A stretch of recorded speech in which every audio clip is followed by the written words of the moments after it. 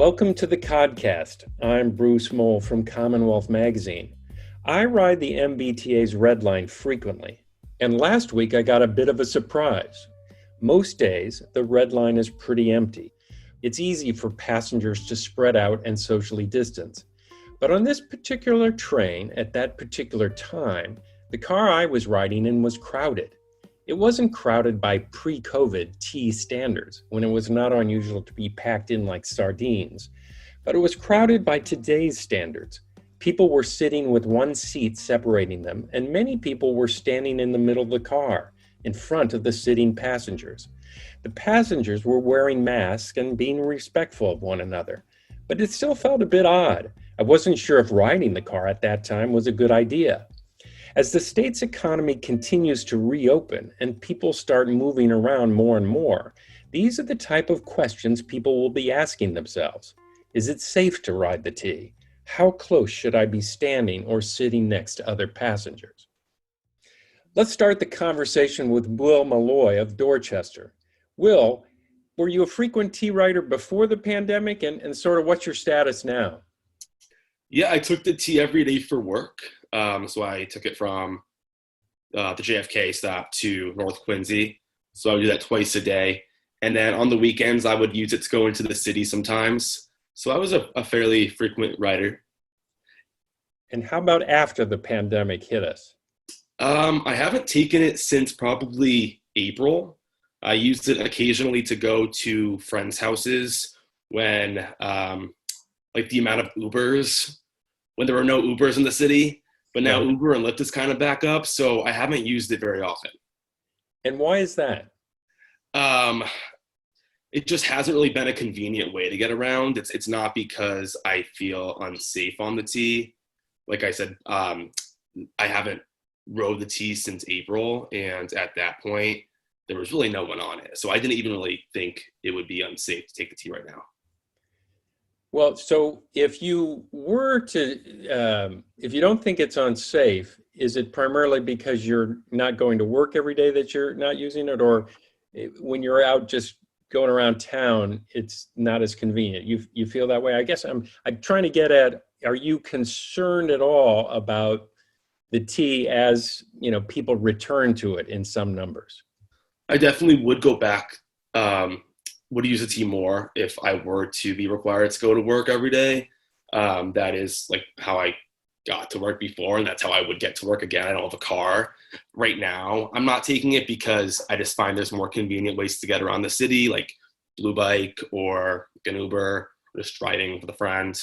I think that if more people do start to take the T, I wouldn't really feel threatened to take it, but I don't know. I have to see it for myself to see, I guess, if I would be nervous. Now, you probably remember pre-pandemic, there were times when you could get on the T and everybody's crammed in almost like sardines. You're very close to everybody. That is not the case today. There's comparatively speaking, relatively few people riding the T. But how, given social situations now, how much space do you feel comfortable if you were to return to riding the T? How much space between you and some stranger, assuming they're wearing a mask, how much space would you like to see between the two of you if you were returning to ride on the T? I think having at least one seat in between us, I'd feel comfortable. That's about how much room I'm apart from other people at like the gym, and I feel pretty comfortable. Scientifically, maybe that's not the best answer, but I don't know. Now let me bring in two other guests. Caitlin Allen Connolly of the business group A Better City, which has done some interesting research on the T's safety protocols and its social distancing efforts, and James Aloisi, a former Secretary of Transportation who serves on the board of TransitMatters. Jim, we talked after I wrote that article last week about my experience on the T, and you thought I was overreacting a bit. You still feel that way?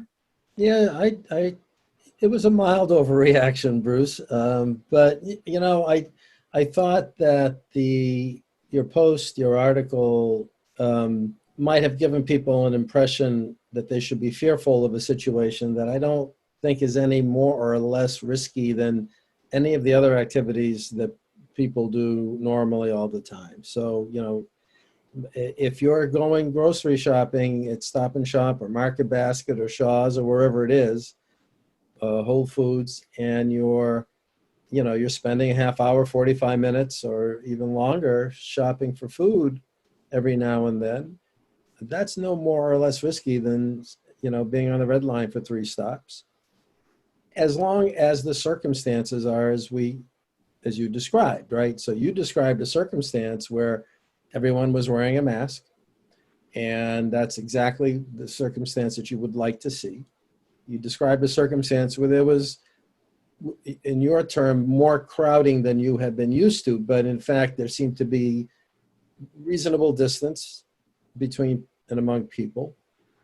And here's the important part, and the train didn't break down, right? And so if you think about the 4 factors that you need to keep in mind that help reduce viral risk, it's time, how long are you spending in a certain place, plus proximity, how close are you to people, plus protection, is everyone wearing a mask, and what kind of mask, plus ventilation, how well ventilated is the place.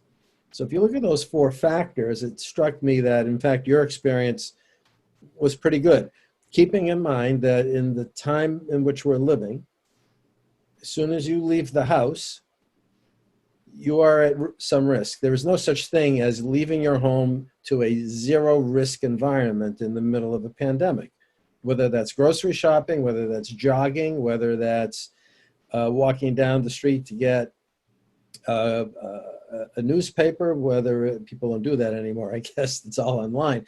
But, whatever the activity is, there is no such thing in this moment as a zero risk environment. So the trick is, the objective is to manage our lives with the lowest risk possible. And so I felt like your reaction to what appeared to be a fairly low risk environment was a little bit over the top, but don't take that personally.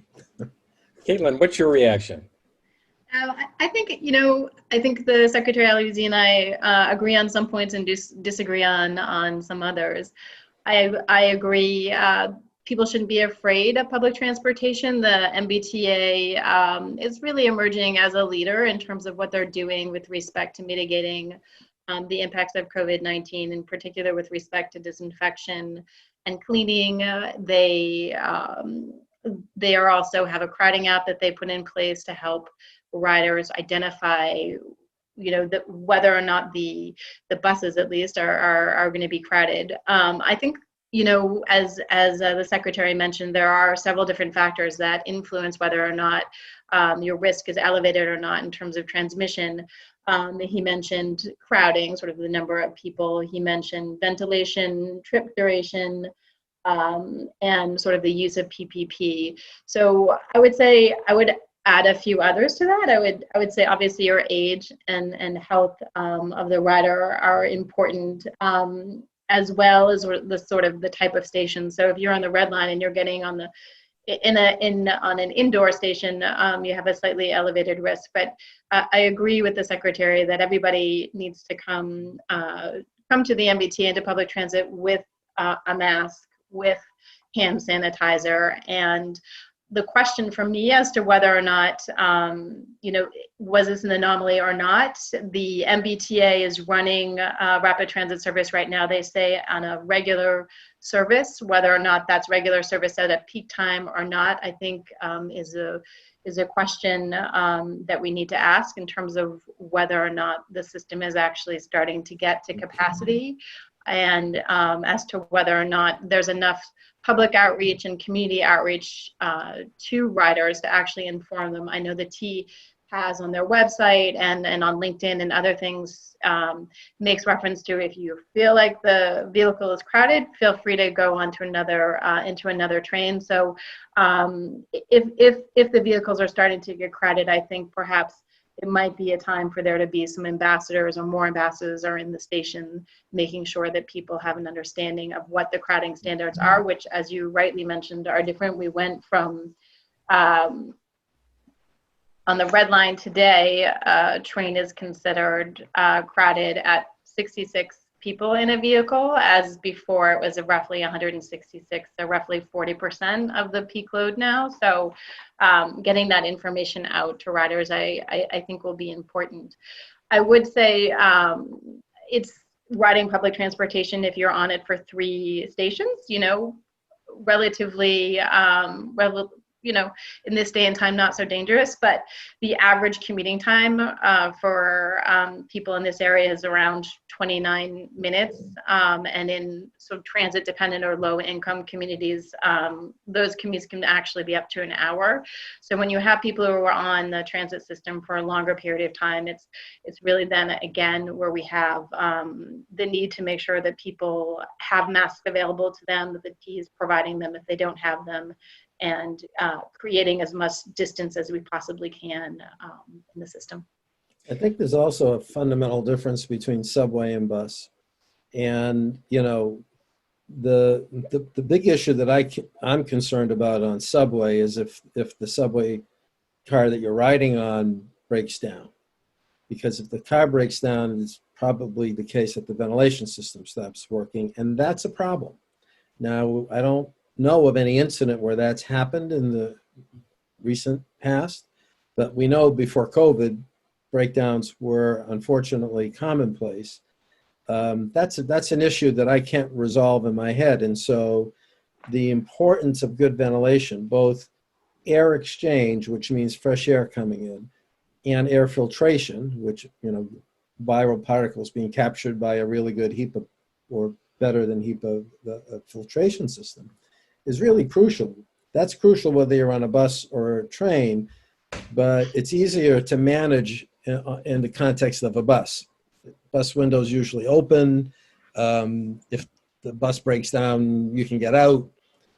Subway's a little trickier, and so we've just got to recognize, in connection with the topic of risk, that the worst situation, even if there's only a couple of people in a subway car, is if the subway car somehow breaks down, right? So that's where the maintenance of the system really needs to excel in order to prevent those kinds of things from happening. So let me ask you both. One thing that struck me, Caitlin, you pointed out that as incredible as it sounds now, a red line car used to be considered crowded when 161 people, I think around that number, are on it.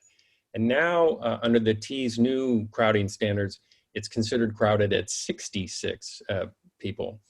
But that is using a World Health Organization standard of 3 feet. If you use the Centers for Disease Control standard as 6 feet, I think it's 21 on a red line car. That's correct. I was curious, that's according to ABC research. I was just curious because I think at schools now, there's been a talk of maybe going to 3 feet between desks as students return. But everything else we hear from the governor on down is 6 feet, 6 feet, 6 feet.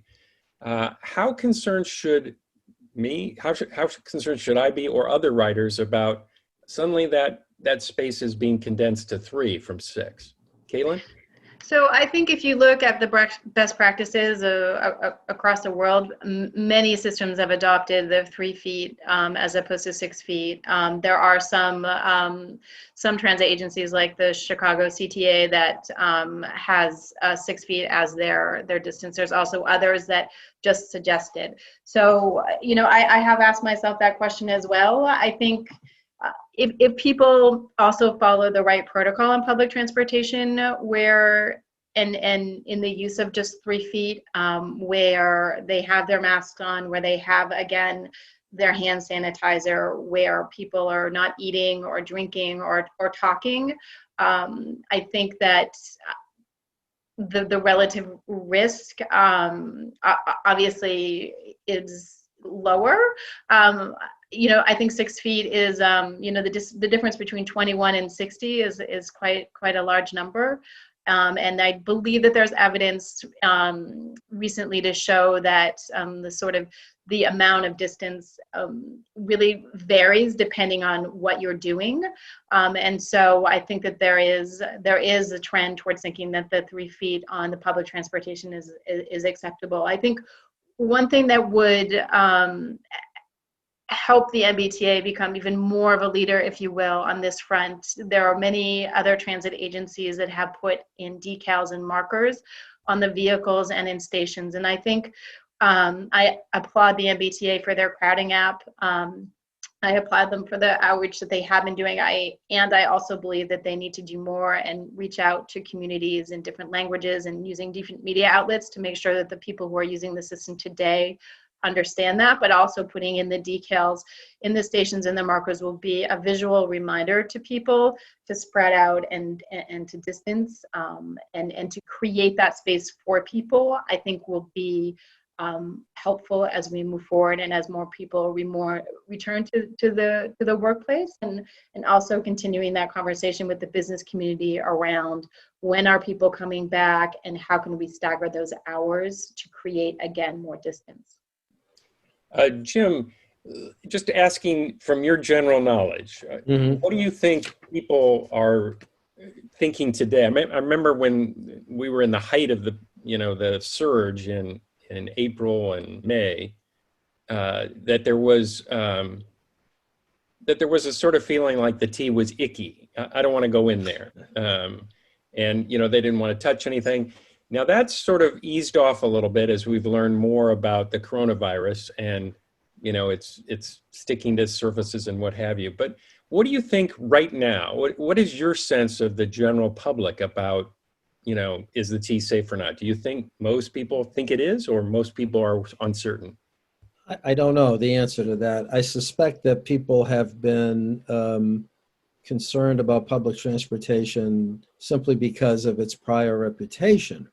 As you point out, there's none of us, who were frequent users of the tea and loved the tea who could say, oh, the tea is spotless. It's like, no, it wasn't. These impressions of cleanliness and hygiene carry over. And so, of course, there's a perception. And I, as someone who pre-pandemic used the tea daily and many times a day, during the winter months, I would, even fall and spring, I would normally wear gloves on the tea because I wasn't concerned about COVID. I was concerned about catching a cold or whatever. That was just me. So, but the impression was always, it's not the cleanest place. Now, the tea's done a heck of a good job dealing with issues like cleanliness. I mean, they've gotten that, but it's difficult to change those public perceptions overnight. It just is. And, the difference between people going into a supermarket or the tea is an obvious one. You need to eat, you need food. You don't necessarily need the tea. Some people do, but not everyone. So I get those differences. But I think if we're going to return to a time gradually where we don't paint ourselves into a corner of chronic traffic congestion and an unsustainable system, and by the way, a system that keeps polluting the air to the point where we're more and more vulnerable to viral disease and lung disease, right? If we're not going to paint ourselves in that corner, we've got to gradually find a way to get people more and more comfortable with riding public transportation. A lot of that is on the T, not all of it, but a lot of it. A lot of it is on the rider. Everyone needs to wear a mask. I personally think the T could be a lot more aggressive promoting mask wearing, handing out masks at every key bus stop, for example. Observationally, people seem to be wearing masks, so that's a good thing, but it needs to be 100%. So that's something I think I'd like to see a little bit more aggressive attempts to get people to wear masks, or hand them out if they don't have them, and do better promotional work on it. I like the Ride Safer campaign. We could do more. I also think in terms of crowding, and this is particularly true of the bus, more frequent service is a big deal. And I think that the T needs to be, again, more aggressive working with municipalities to carve out dedicated bus lanes. It's happening incrementally in places, but not nearly enough, in my opinion, to help get more frequent bus service. More frequencies is better capacity and less congestion, and we should be moving in that direction on a permanent basis. So, it's going to take some time. We're going to face a fall where I'm unfortunately believe we're going to have a couple of spikes everywhere nationally. I mean, if you just think about what Thanksgiving is going to be like, when people will feel, especially in places in the Northeast where it gets cold and everything is indoors now, and people will want the camaraderie of Thanksgiving. And, you can just imagine that we're all going to have to be really careful, both in events like that and then for the next 14 days, right? So we should expect that the fall and the winter are going to be rocky, just are. But that gives us time to work out the kinds of things that we're talking about in this podcast. It gives the T time to work them out and improve them and make things better. I just wanted to jump on what you said. I really feel like the notion that we need to adopt here is the notion that it's a shared responsibility. The T is doing their part. They're cleaning.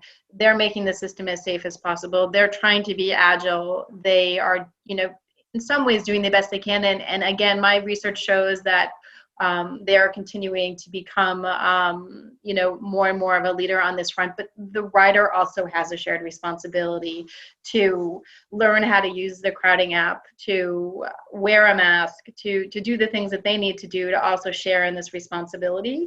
I also think that the T, has a role to play right now, as Jim was saying. So the buses they're still running crowded, and my sort of snapshot every day of looking at it is that there may be a disconnect between the people who are riding the bus system today and who are using the crowding app. They may not necessarily be utilizing it. It may be a tool that people in the future are going to be using, and the system really needs to be safe today for the essential workers, and people shouldn't have to choose between access and safety. So I think the T has a little bit more work to do in terms of outreaching to the communities who are riding today, whether it be on the bus or be on public transportation. I think it's very, very important. And, like the secretary said, if you're sick, stay home.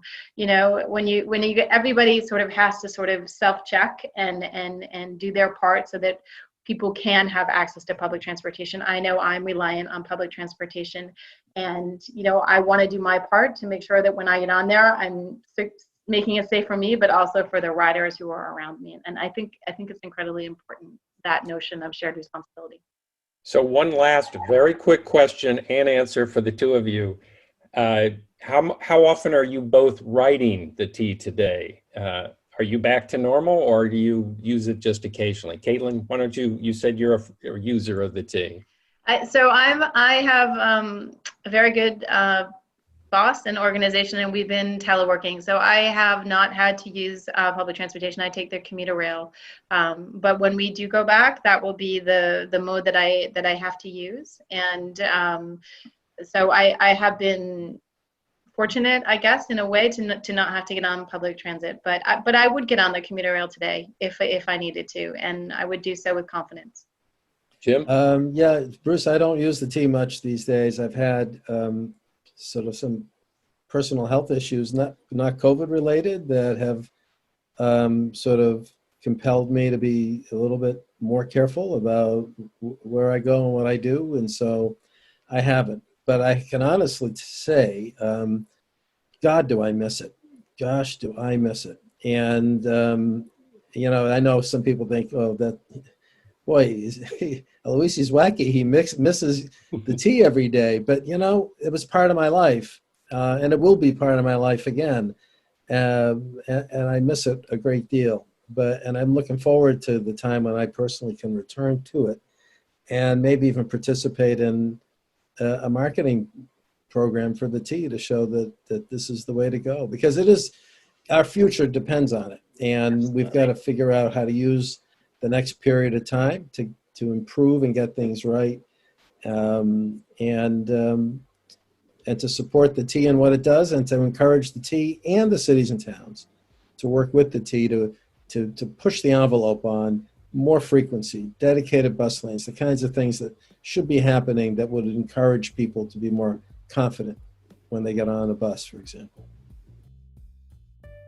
Thanks to our guests, Caitlin Allen Connolly of the Business Group of Better City, and James Aloisi, a former Secretary of Transportation who serves on the board of TransitMatters. And to our listeners, we'll see you next week.